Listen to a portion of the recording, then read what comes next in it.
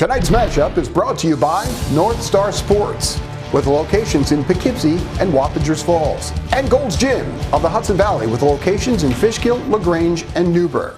Coming up on this edition of the mashup, seniors take to the mat in wrestling, and one coach hits 350 wins. Two powerhouse basketball programs collide as Lords proves to have too many weapons for Arlington. The Marist men get back on track. The Marist women stay on track.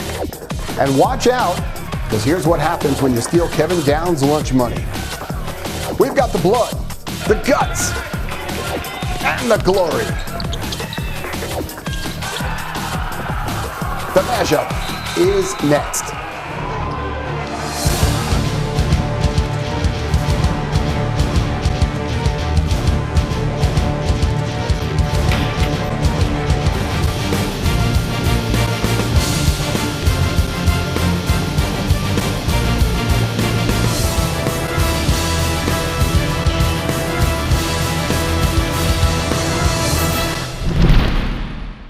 Hi everyone, I'm Charlie Carnaccio. Welcome to the mashup. So glad that you could join us. We promise a more entertaining presentation than the Super Bowl, but of course that's not too hard to do. Congratulations to the Seahawks, and I will never again turn my back on the phrase defense wins championships. But a lack of defense can kill a 7-game winning streak. That's exactly what happened to Arlington when they hosted Our Lady of Lords. It was going to be a physical grind for both teams, but Steven Latino sets the tone, bouncing the hoop and the foul off Brandon Tobin. Lords was getting plenty of second chances under the boards. Nick Cuccia with the putback. And the banks were open late in Arlington. Kyle Santoro was going to have another Kyle Santoro night. But Dan Schweitzer was going to step it up from the outside and establish that this was Arlington's house.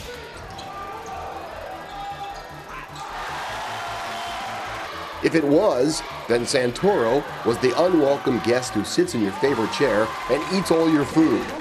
The third quarter has been a good quarter for Arlington, and Dave Verdes proves that again.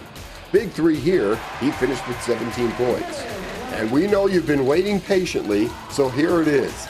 A Brendan Sunday special. Thank you very much.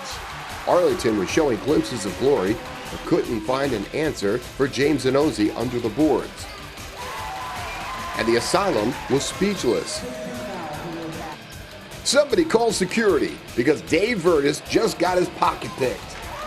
Justin Reinders takes it the other way. Even though Verdes and company got up to a 2-point game late, Lords made its free throws and comes out on top, 62-59, the final. Well, it was obviously a very physical game. It was a battle tonight. I don't really think that either team really got a strong upper hand. And I think it came down to who was going to make some shots down the stretch. So Arlington loses that one and then faces another powerhouse, Mahopac, just 24 hours later. Another physical matchup, but what a thriller this one turned out to be. There were no shenanigans with Kyle Flanagan. Flanagan picked up 6 points in the first quarter, and Arlington led Mahopac 11-9. But the Indians, coming off a huge win over rival Cardinals, were ready to get back into this thing and wound up shutting out Flanagan in the second, holding Dave Verdes to just 1 point. While Ryan Simone and company gave a collective effort to outscore Arlington 13-6 in the second and take a 22-17 lead into the locker room at halftime. The third quarter has been a good quarter for Arlington.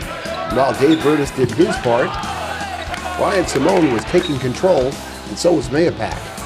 The Indians scored 21 in the third and led 43-32 after 3. But in the fourth quarter, the Arlington defense started to come alive. And Mahopac scored just 4 points. That gave Arlington an opportunity to close the gap and get this game within striking distance. Off the inbound, Verdes spins and shoots, and somehow this one goes in. And oh baby, we're going to overtime. In the OT, Dan Schweitzer hits a critical three. But so did Martinez at the other end. Brandon Tobin powers in for two, and the score is tied at 52. But then Sereno follows up with a three of his own, and then it all came down to this. Off the inbound, Virtus fouls Martinez. Mayapak is forced to inbound.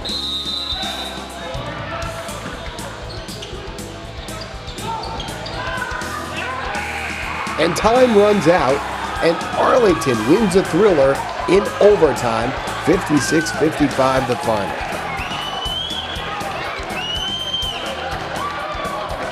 Take us through that shot, that buzzer beater that put us into overtime. Yeah, we had a play for Dan Schweitzer to shoot, but it didn't happen. They were defending us well. He threw it up, and I ended up getting the ball, and I just kind of turned one way and prayed to God, and it banked in, and we went to overtime. The two schools' wrestling teams also met up on the mats, and this was a milestone event for Mayapak coach Dennis DeSanto. Mayapak at 22-2, Arlington at 22-3. So we figured it would be close.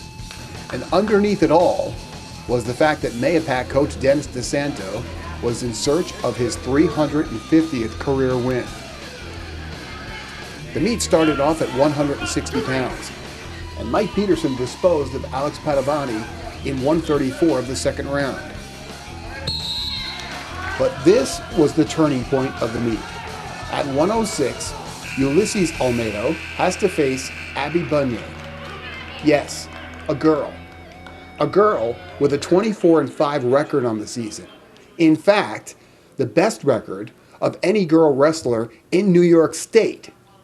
And this becomes a turning point because Abby refused to get pinned, and Olmedo had to settle for a major decision, which meant 4 points instead of 6 points, and those 2 extra points were going to be huge. Arlington picked up 2 consecutive pins at 113 and 120, giving the Admirals a 40-18 lead with 5 matches to go. Mayapak took the 126 weight class with a Joe Frezza 8-2 decision. That's 3 points. Chris Cornell pinned Eliza Perks. That's 6 points. Joe Perselli picked up a forfeit at 138, and suddenly we're back to a nail-biter.